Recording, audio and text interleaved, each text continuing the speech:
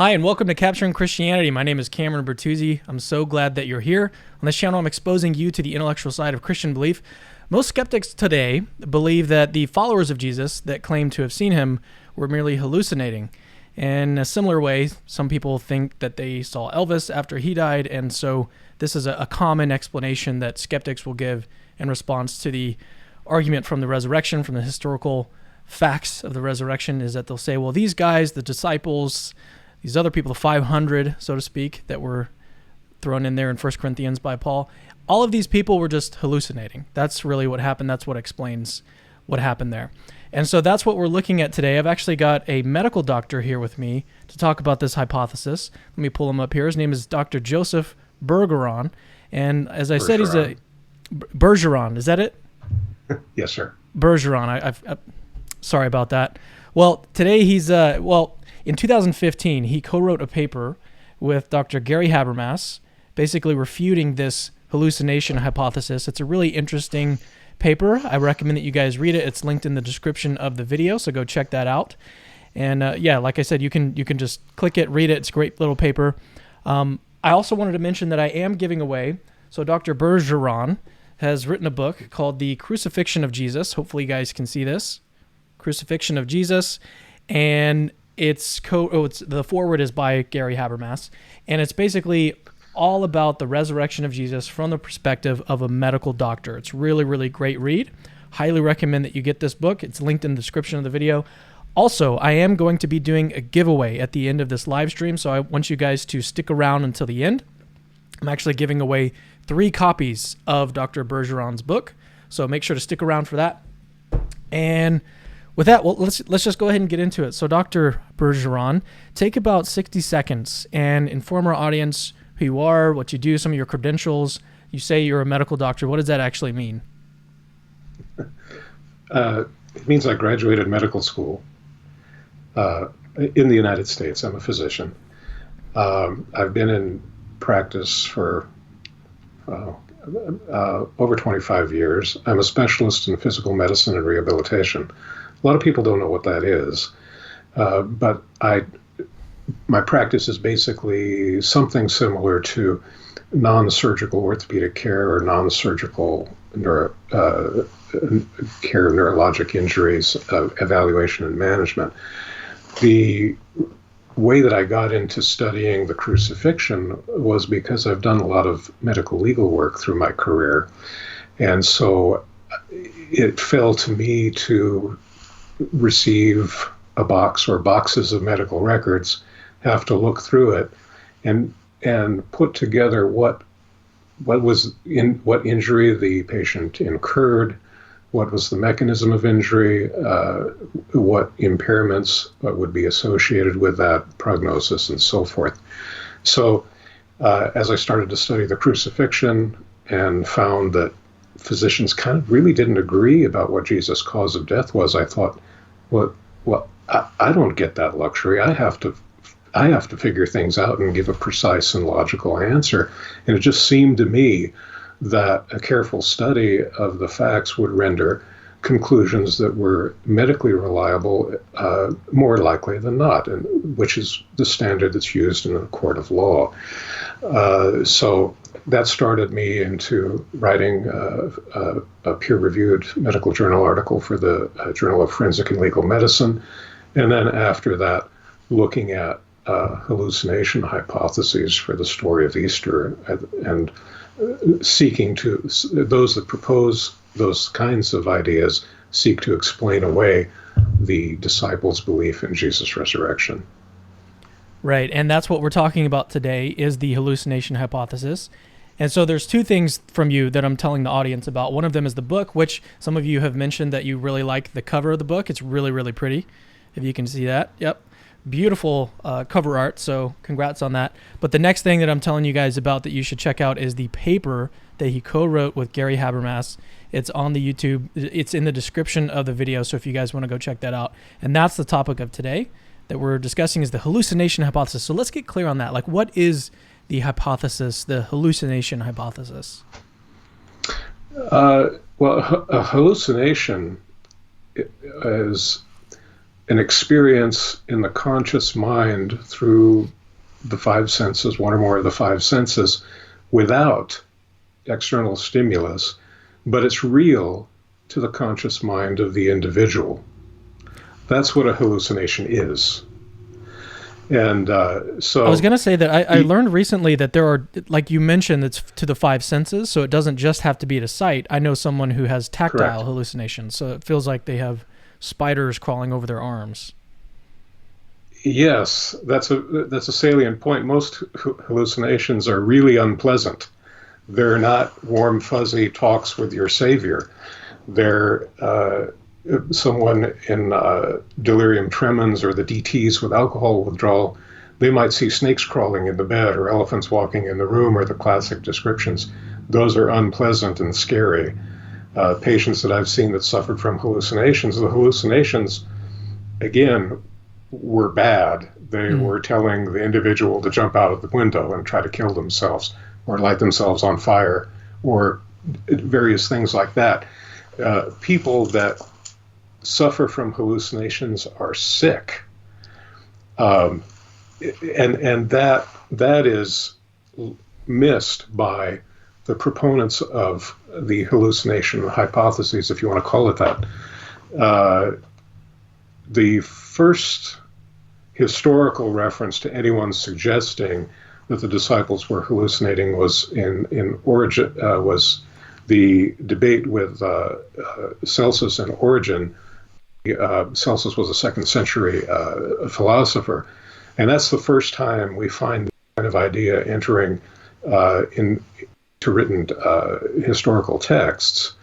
But the idea has traveled through time and has been embraced by certain individuals. In more recent times, I think one of the major proponents was the German scholar Gerd Ludemann, who's written several books that propose this idea. The thing that is very telling about the hallucination hypothesis, or is very noteworthy, is that these things are proposed not by medical people, but by critical scholars of the New Testament, people without real medical background. They're not exposed to peer review within medical literature.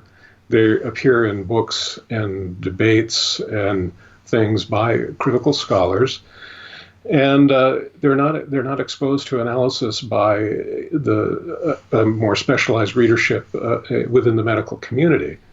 And before we went live, you even were saying that you personally have had experiences with people who have hallucinations, and it's they don't work with these people. And well, it's I was reading one of Gerd Ludemann's books. I think, when I studied the crucifixion, I collected everything doctors had written, and then I wrote the medical journal article. When I decided to write about hallucinations, I collected everything I could possibly find. And so I read all of it, and all the people that propose this is basically the same thing. They say that, well, these people were hallucinating, or they had these experiences, and then they kind of just drop it there, and walk away, and there's your answer, folks. Read it and believe it. And I was reading Gerd Ludemann's book, and I threw it on the ground, and I spoke to the book. And I said, "You believe that?" I was having my own delusion at the time. I was talking to the book instead of Gerd. Maybe I should have called him on the phone or something. But, because he was proposing something that was so absurd to a medical mind that it was laughable, buffoonery to me, balderdash, if you want to say. Because I have seen patients in delirium. It's not a pretty sight. I've seen people that have suffered from hallucinations. It's a very ugly thing to witness. As physicians, we see things that one physician told me, we were talking, and he said, we see things that people shouldn't have to see, and sometimes that's really true. Things that are troubling. people that suffer from these kinds of illnesses, mental illness. I've seen some conversion disorder cases, and all the things that these folks want to propose. It was clear to me that they had no idea at all what they were talking about. Oh, let's get back onto the hallucinations, what they are, what the hypothesis says. So in the paper, one of the things that you point out that I thought was really helpful was you point out that hallucination is the symptom. It's not a diagnosis. So why is that relevant to point that out? Well, because that's where essentially everybody misses the point. You can't just say somebody's hallucinating and think that that's an answer. It's not the answer. You got to say why they're hallucinating. There is a reason, and the physician's job is to figure that out and to try to treat it. But hallucinations, we can group them into basically three types of etiology. Psychophysiological, if you will, which would be something like a malfunction of a structure in the brain. Certain types of strokes could be associated with hallucinations, or seizure activity may, elicit seizure hallucinations. What's called deafferentation, if the input to the occipital cortices of the brain is lost, that can sometimes, by a mechanism of a stroke, usually could cause hallucinations. But that's a structural issue in the brain that is malfunctioning. Another one would be a psychobiochemical, where there's something chemically occurring in the brain that causes hallucinations. An easy example is hallucinogenic drugs. As the name implies, they cause hallucinations. Or what about something like OCD? Because a friend of mine has OCD, and he has tactile hallucinations. Would that fall in that category? Like a biochemical? No, it would not. It would be more of a psychological disturbance, and OCD. I don't know that it's associated with hallucinations per se. It's more of a compulsive disorder. So it may be more complex than what presents to your mind or explanation. Gotcha. So the biochemical one. Like delirium tremens, like alcohol withdrawal I mentioned earlier, to see someone in a state of delirium is really, an unsettling thing to witness. And someone experience alcohol withdrawal, for example, is a dangerous thing. People need to be hospitalized for that, and they could have hallucinations like snakes crawling in the bed and those kinds of things, very unpleasant. The third major type of etiology would be what's called psychodynamic, where the person is mentally ill, and then the psychosis intrudes into the conscious mind, and they would experience hallucinatory symptoms. So where would you like to start in assessing this hypothesis? Because there's a couple things that I already have in mind, but I'm curious to see where you want to go first. What's the most important thing to keep in mind as we're starting to go along? That people experiencing these things are sick, and that you can't simply say that that the disciples are experiencing something like this and walk away as if you've provided a reasonable and cogent answer, because that's simply not the case. Obviously there's no treatment in the first century for anything like any of these conditions, yet the disciples organized the rapid expansion of Christianity in the first century, to the point that by AD 60, Nero is launching a mass persecution campaign against Christianity. So that these people were intentional, capable, well-planned, and did something that affected the major power of the world at that time. They weren't sick. They weren't mentally ill. That's difficult to support as being logical.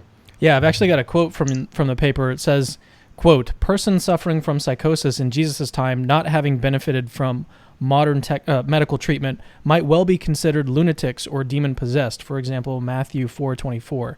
They would be unlikely candidates to organize as a group and implement the rapid and historic widespread expansion of the Christian religion during the first century. Yes, absolutely. Well written. Was that you that wrote that, or was that Gary? It was me. Oh, nice. All right. Well, let's. So Gary may disagree. So one of the things that I hear so often from Mike Licona and even Gary Habermas is that when people propose the hallucination hypothesis, one of the most difficult things that it has, one of the biggest problems that it has, is accounting for the group hallucinations that are cited in the biblical accounts. And I've even got another quote. You say, quote, collective hallucination as an explanation for the disciples' post-crucifixion group experiences of Jesus is indefensible. That's a pretty strong claim. Yeah, it's true though. it's tell me why. Tell me why. Well, because first off, I should say that what used to be called mass hysteria is in more modern times called mass or group sociogenic illness. And so we should acknowledge that groups of people can experience things, even visual or auditory experiences that are psychologically driven. So that does occur. They're not common, but they do occur. Let me turn my phone off. Yeah, no worries. So they do occur, but the group dynamic is very different than the disciples. People that experience those things, the group sociogenic illness people, they have a sense of community, they have a sense of excitement, they have a sense of expectation. That's in contradistinction to the disciples who were not like that. All of them saw Jesus die. Luke chapter 23, John and Mary are close by, but everybody else was afar off. They were watching. They saw everything. They were in hiding. They were forlorn. Nobody went to the tomb on the third day except the ladies who were going to complete the embalming process. Nobody went there to have a church service and welcome Jesus back. Nobody expected that. They were in hiding. So the group dynamic wasn't there. The Jews, Pharisees, not everybody, the Sadducees didn't, but most Jews had an expectation of the resurrection at the end of time, but not 3 days from now. So it just wasn't in their consciousness. It was not in their expectation. So it's very different from a group dynamic where someone may potentially have a collective visual experience of some sort. But beyond that, the most important point is that any hallucinatory symptom occurs exclusively in the milieu of the person's brain. If you and I were hallucinating, it wouldn't be the same thing. It couldn't possibly be the same thing. It's an individual experience. And that is the case with the group sociogenic illness phenomena. When it's studied, the people in that group, even if they have similar experiences that are psychologically mediated, they're not precisely the same. And so that just doesn't equate to the disciples' experience. And there are numerous reports in the Gospels of group encounters with the resurrected Jesus. I think, to me, what I think is the most important of those descriptions is the first creed of the Christian Church in 1 Corinthians chapter 15, that predates Paul, but Paul wrote it down for us, so we have it. And it's, a creed is an authoritative statement of faith and belief that was circulating among believers at that time. It would have been something they recited during their group meetings, more likely than not. But Christ died for our sins according to the Scriptures. He was buried. He was raised from the dead on the third day. Then he appeared to Peter. Then he appeared to all the disciples. Then he appeared to 500 people at the same time, most of whom are still living. Now, we can't say that creed because all those people are long ago passed away. But in those days, in the early church, which even Bart Ehrman dates that to 1 or 2 years after the crucifixion, I think Gary Habermas says it's at least by the third year that was in practice among the churches. So, it's almost like a challenge. These people are still alive. You can go find them. You can go talk to them. So it sounds like the main issue that you're pointing out here with the group hallucination hypothesis is that hallucinations are something that happen in someone's brain. It's like a dream. It's like you can't have a dream and then invite someone to like come experience the dream with you. Correct. Is that the main thing that you're pointing out with this one? Yeah, do we have any reports of group hallucinations like this in the literature? Yes. Group sociogenic illness is something that's recognized. And to have visual experiences is known and it has been observed. They're not common, but they do occur. And I reference those in the article. But study of those individuals, they don't have the same experience. It's separate. And how could it be the same? It just can't possibly be the same. It's a psychologically mediated experience, even though it's perceived as real to you, or me, or whoever's experiencing that. It's only occurring exclusively in the brain of the individual that's experiencing it. So how can 500 people have the same experience at the same time? They can't. If it's hallucinatory, that's not possible. So one way out of this is to say, well, look, we can just deny the reliability of the reports of group hallucinations in the biblical accounts. Do you think that's like a feasible way out of this in your mind?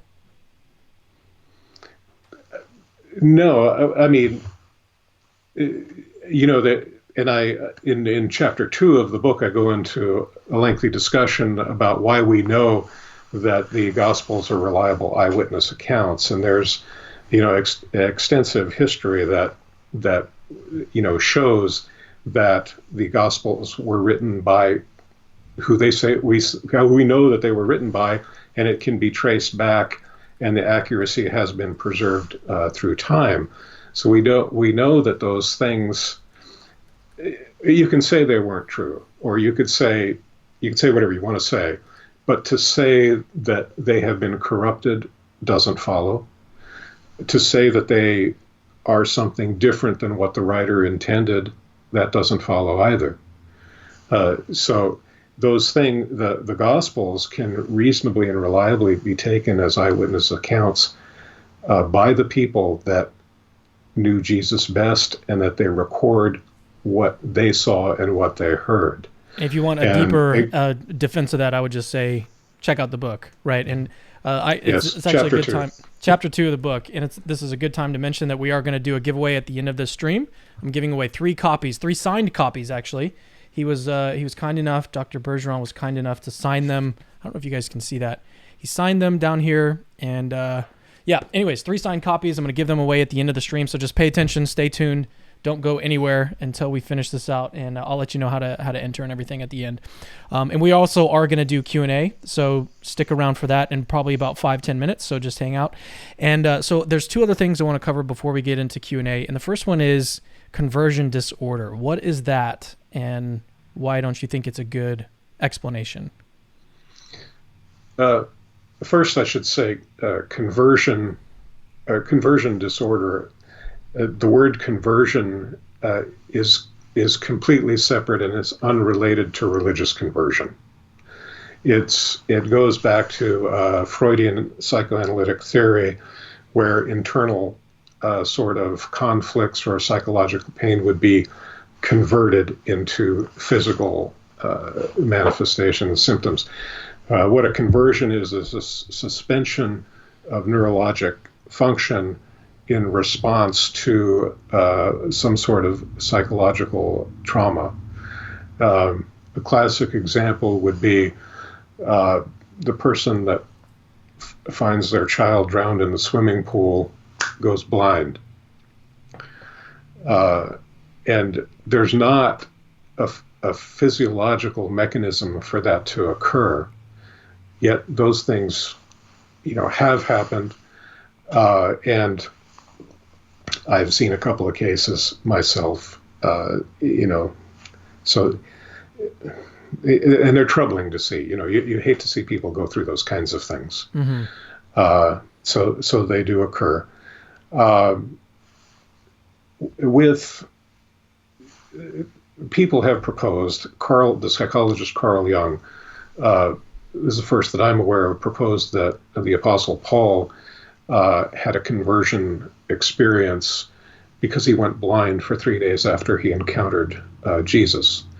Now, and the paper goes to some length in discussing that it is generally accepted by scholars that Paul encountered the living Jesus in a bodily form when they met. It was not a visionary experience, it was an actual encounter with the resurrected Jesus. But Carl Jung thought, he went blind. It must have been a conversion disorder. And I can understand how someone might think that.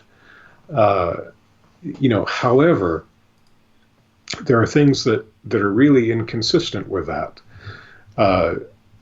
One is that people that have a conversion disorder, they exhibit a kind of persona that's called la belle indifference.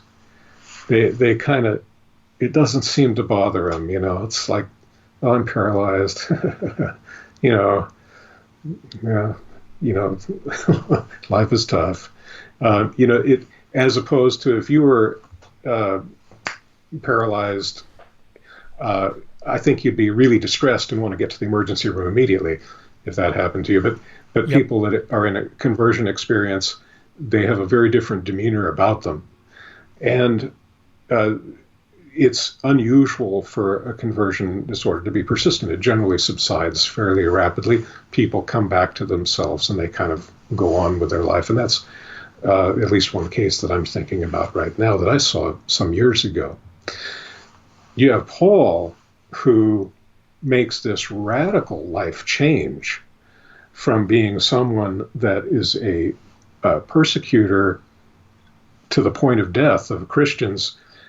All of a sudden, he becomes I guess you could say, the major proponent of Christianity in his time in terms of his doctrinal writings and expansion of Christian preaching into the non-Jewish world. He's the guy that did that and really, wrote such an extensive part of the New Testament. And Luke and Acts were in the early church time considered to be, recorded from Paul, or that recorded those from Paul. They were taken as with apostolic authority. And so a great deal of the doctrinal content that we have from the early church periods is from Paul. People that have a conversion disorder, that's inconsistent with that. Paul was a rising intellectual in the Jewish community. He would have gone back to that. He would have been the chairman of the Sanhedrin at some point, and gone on with his life as it had been. Some people generalize that and say, well, that's really what the other apostles were also experiencing. Now, conversion experiences are suspension of neurologic function. Carl Jung thought that Paul went blind because of that, but he also thought that within that experience was his vision of Jesus. And that's really an antiquated idea of conversion disorder, because people that have a conversion disorder, it arises from a psychological trauma that's at a subconscious level, and it suspends a neurologic function. To think that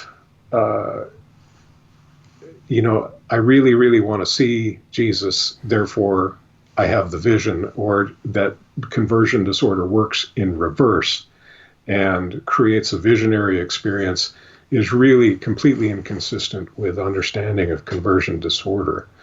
And you go more into this in the paper as well. So yes, I was just say, if people wanted to learn more about this, again, we're just sort of scratching the surface here. So the paper goes into a lot more detail, and there's a whole section on it in the link is in the description of the video as well. I should mention that again. So if you guys want to read it, it's free. You can check it out there. But before we get on to Q&A with the audience, I did want to see if we could cover quickly the bereavement hypothesis. Oh yes, and that's important because bereavement.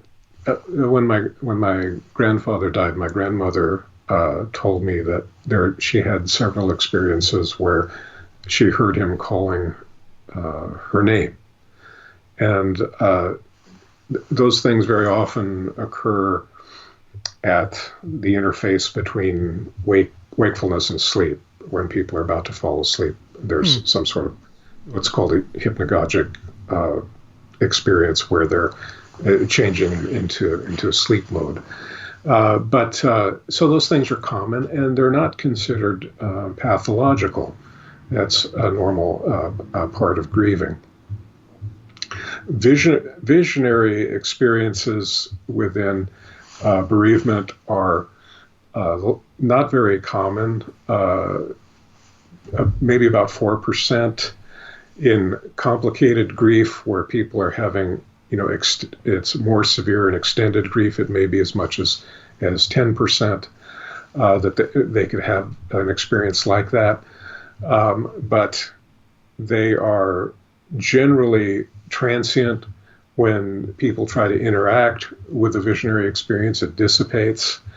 And they can last for years. Generally, I think I cite in the paper that for people that experience those things, it can be persistent for maybe 10 years and then kind of start to taper off. Now, that's very different from the disciples who saw Jesus for, 30 days and then he's gone. When people have these kind of bereavement experiences, they don't tell people about them. They consider them private. The studies that I cite in the paper, that was the first time that they really, described those experiences to anyone, in a public way. Those types of experiences, again, are singular. It's usually the spouse. The most common one is a sense of presence, feeling a sense of the presence of a person, where the visual appearances are much more rare.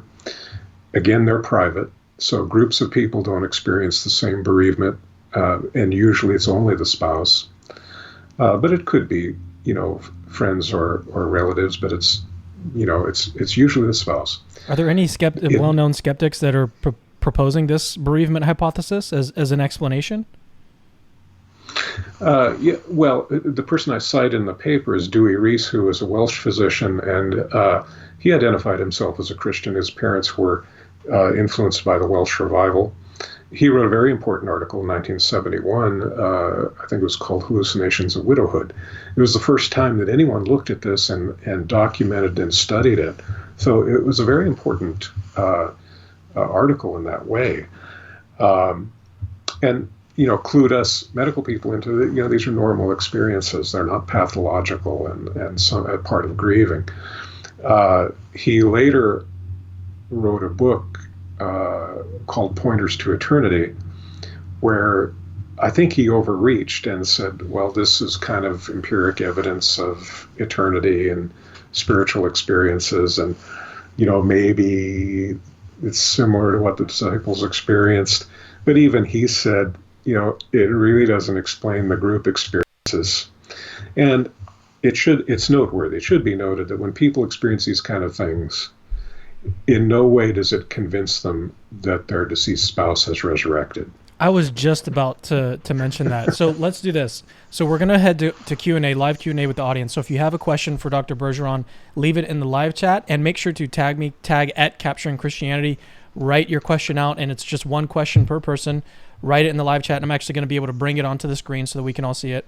And so the last question I was going to ask you was, do people that have hallucinations generally go on believing that those hallucinations were real?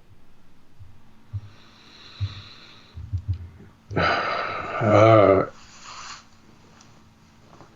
that's a hard one because, well, we treat people, we try to make them better.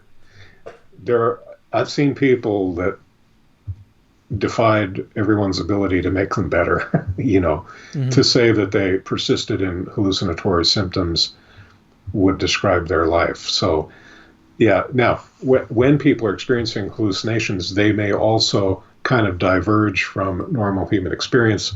So we're sitting here chatting, somebody that's hallucinating, they may see, it may exceed the natural, snakes crawling out of your hair, you're 25 feet tall, it will become something other than what is contiguous with a normal experience.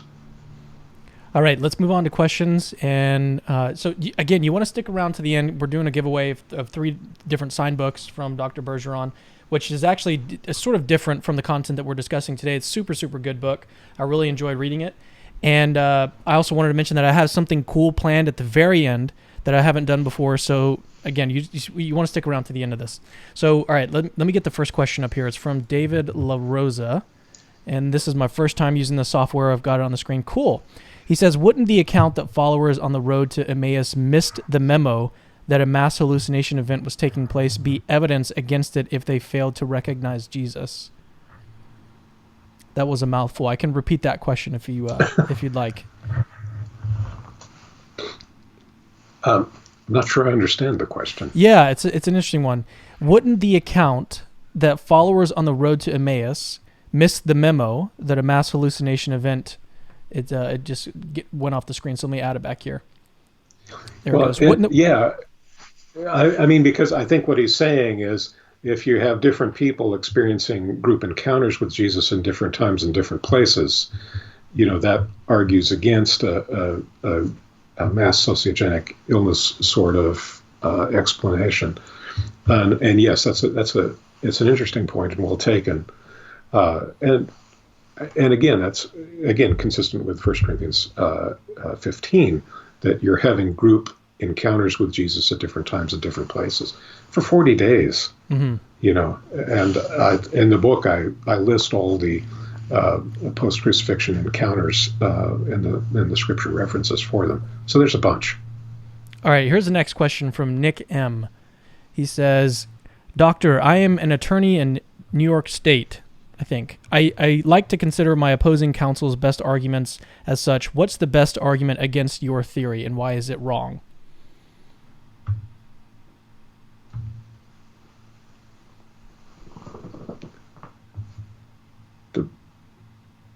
The best argument against...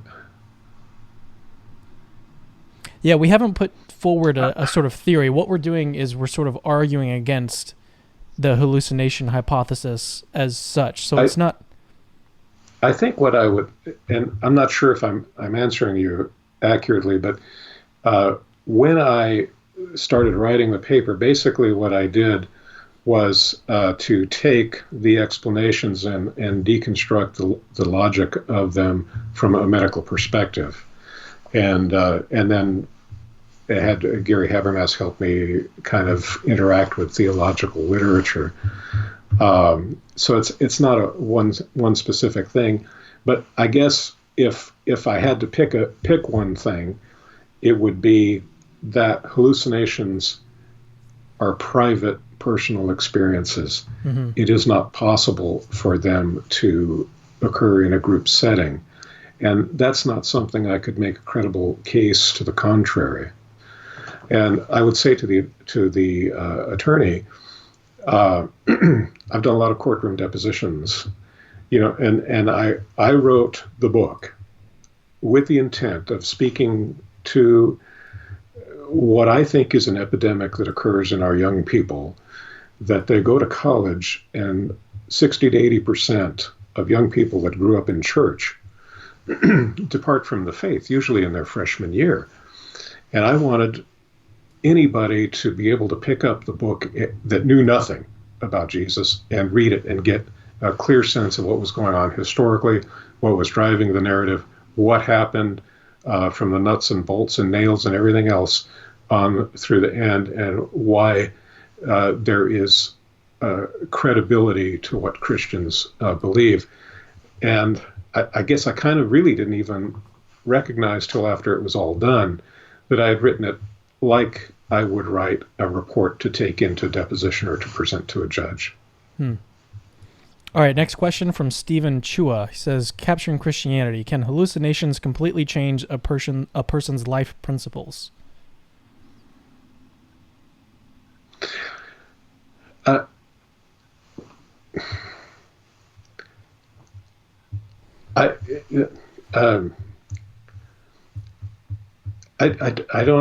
don't know that if the premise is accurate, because hallucination arise out of illness, and so a person experiencing them is suffering a symptom of something that's malfunctioning, whether it be on a physiological, biochemical, or a psychiatric way. Conversion disorder, as I said, generally has a fairly good prognosis. People do get over it and kind of go on with their life. That's the interesting thing about Paul, is that for him it made a drastic change in his behavior to the point that he became the most ardent and vocal advocate of Christianity in the non-Jewish world. It ended up getting him beheaded. That's different than what would be typical of a conversion disorder. Someone that was psychotic and suffering from hallucinatory symptoms, I would find it hard to think that those symptoms would create a change in character in the individual. Again, they're symptoms of an underlying problem that is severe. Gotcha. All right, here's a question from RetroMan. He says, can you confirm that the word used for appear in 1 Corinthians 15 can be used for both physical and spiritual visions? We talk about that in the paper, and that part of the paper was a contribution from Dr. Habermas primarily. But the word used there can be used for, oh, I see, like I understand, but it is most commonly used for a physiologic sight, and it is considered, or a consensus of scholars to my understanding, and again, I would refer you to look at the paper because it is discussed there, would say that it is actually referring to physiologic sight. Clear enough. Rock and Roll says, is or are there any known conditions whereby 500 people could all hallucinate the same hallucination at the same time? No. Fair enough. Let's just keep it at that. Unless you want to expound. No. Feel free to. No, well, I mean, what I said a minute ago, I mean, hallucinations are exclusively in the individual's brain. It is not possible that two people can experience precisely the same hallucination, and there are no reports in medical literature that say they do. Because, again, I've studied it extensively.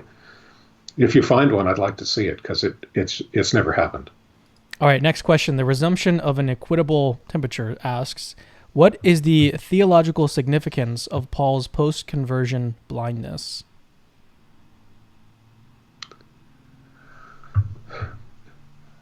I don't know. I'm not an academic theologian. Somebody probably has an explanation. He went and he prayed, and I don't even really know the nature of the blindness. Ananias went and prayed for him, and it was like scales that fell from his eyes, and he instantly recovered his sight. And I really can't speak beyond what the scriptures say. Gotcha. All right, Jonathan Becker says, are there well-documented examples? Actually, let me make sure that I'm adding it to the broadcast here. Jonathan Becker says, are there well-documented examples of recorded experiences from antiquity that can reliably be diagnosed as hallucinatory?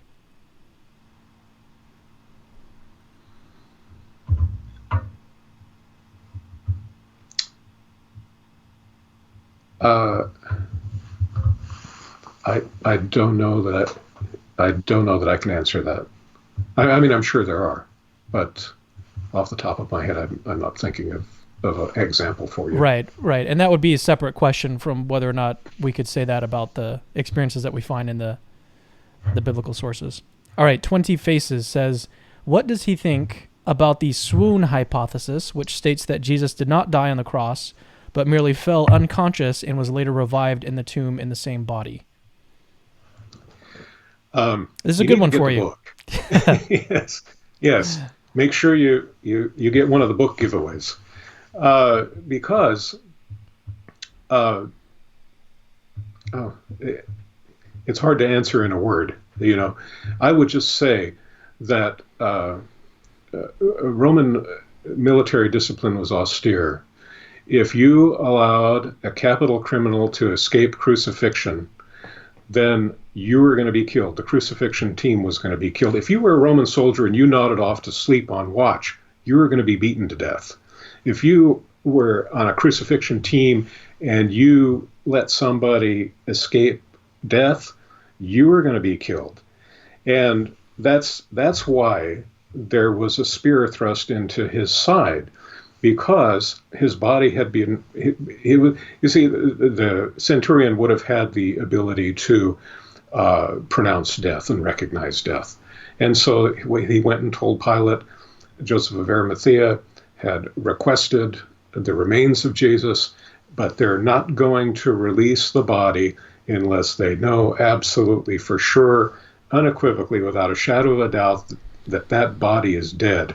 And Roman soldiers knew how to deliver a death blow, and there's literary reference to say that a body would not be released unless a death blow had been applied. And bodies were usually left on the cross to be devoured by scavenging animals.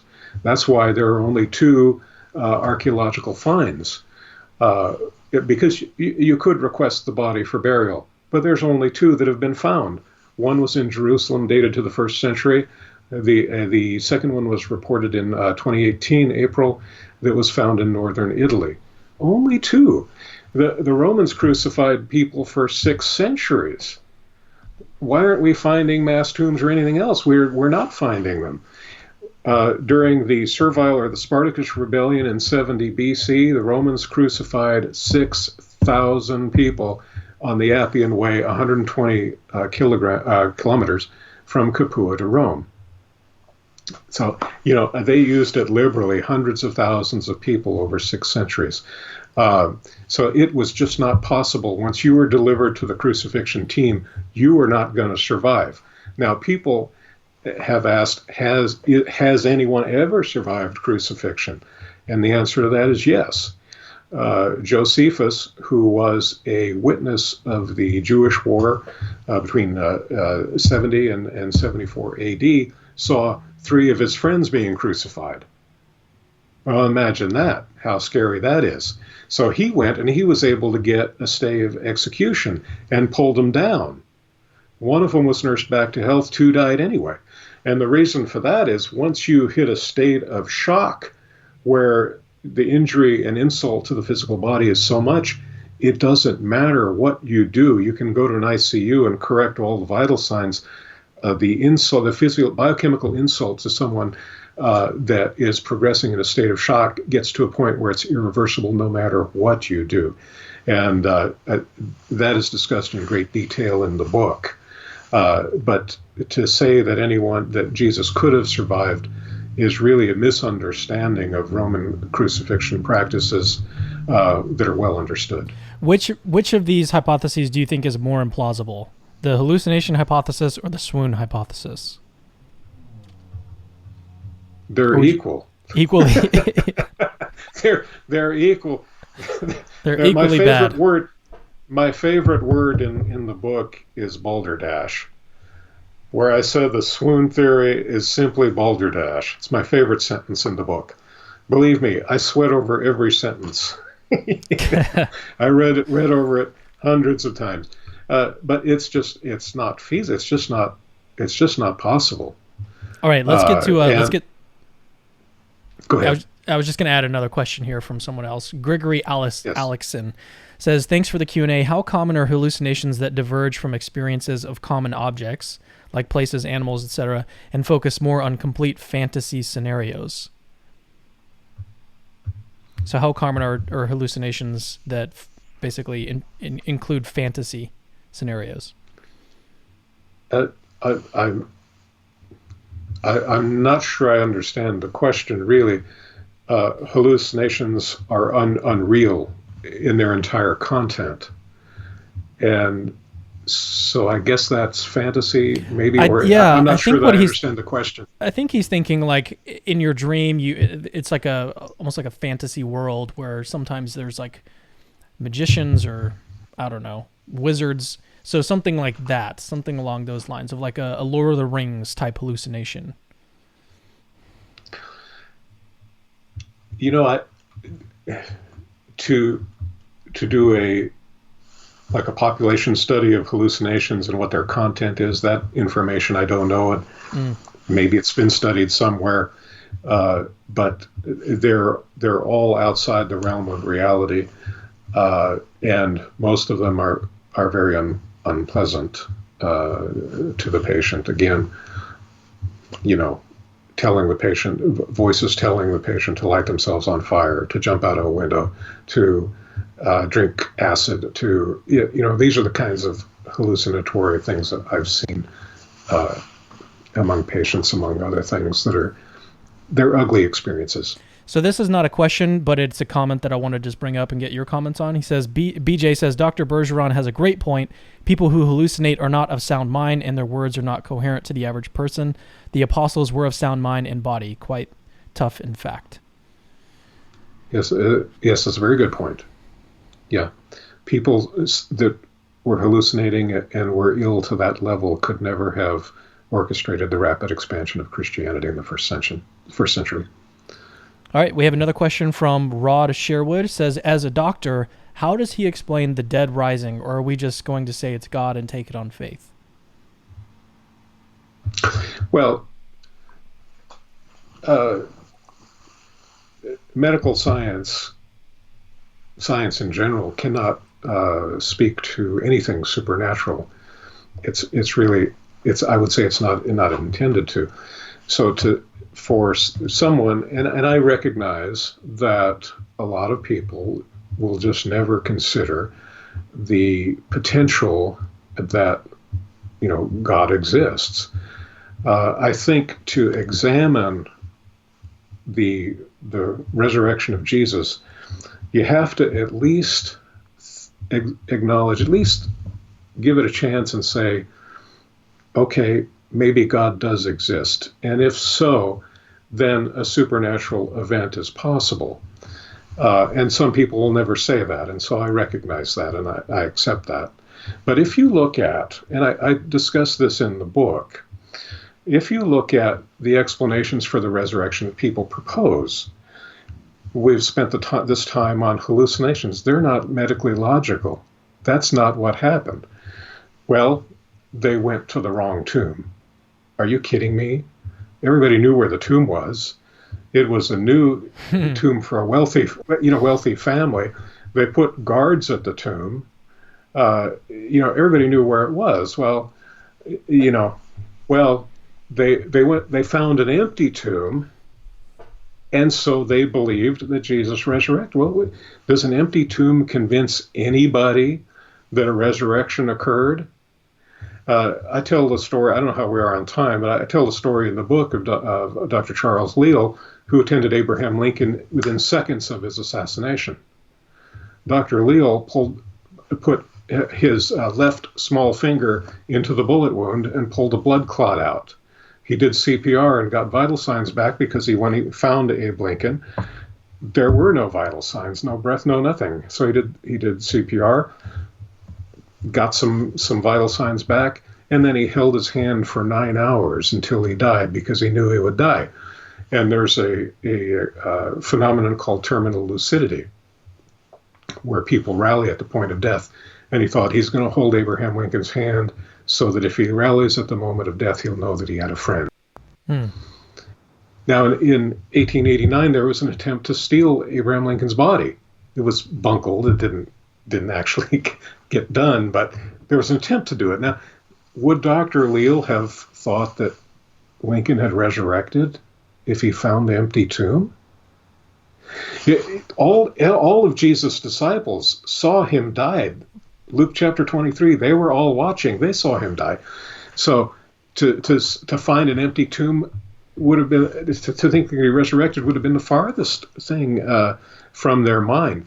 And to perpetrate a hoax and say, there's an empty tomb, so he's resurrected, let's all start a church so we can go on TV and make some money.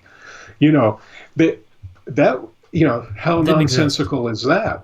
Yeah, what would be the financial or social incentive to start a church? And if you were going to do that, as soon as all the disciples started getting killed, which was quick, what was it? Andrew was killed in AD 10, or about 10 years after. I was going to say 10 years after the crucifixion. So very rapidly, they're starting to get killed. Well, all your motivation to be a church leader would have evaporated at that point. And Gerd Ludemann, for example, said, well, Paul, he wanted to become a Christian because he wanted to be a church leader. Well, Paul knew better than anyone that being a church leader was going to get you killed, and he did get killed. So, the kind of explanations that people have set forth just don't make sense. The swoon theory. What if, for the sake of argument, what if they were able to nurse him back to health? Would you then go out and get killed to perpetrate the hoax that we didn't nurse him back to health? He actually resurrected, even though they had hospitalized him and brought him back to health and started their church and so forth. Does that make sense?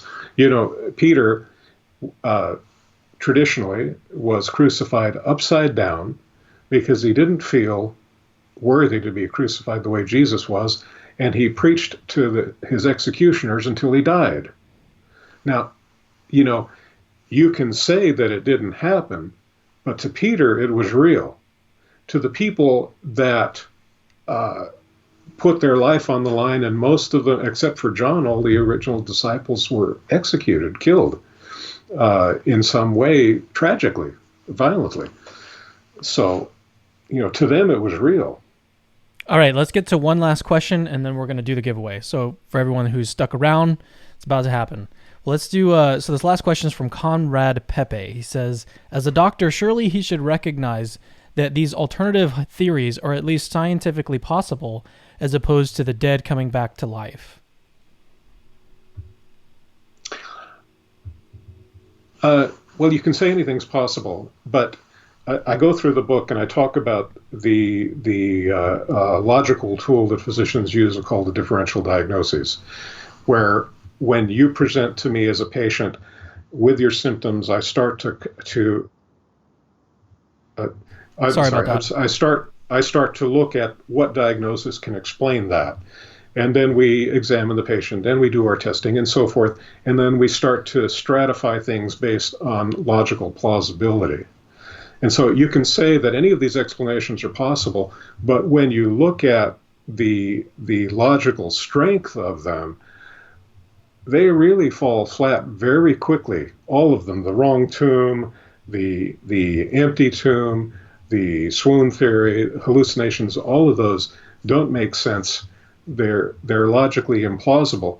And if you look at, if you can at least acknowledge the possibility of a supernatural event and look at it and say that really, taking all facts together, the best explanation for what we have historically, even historically external to the Bible, the best explanation of the rise of Christianity are the biblical accounts. And I know that some people are just not going to accept that. I understand it. I get it.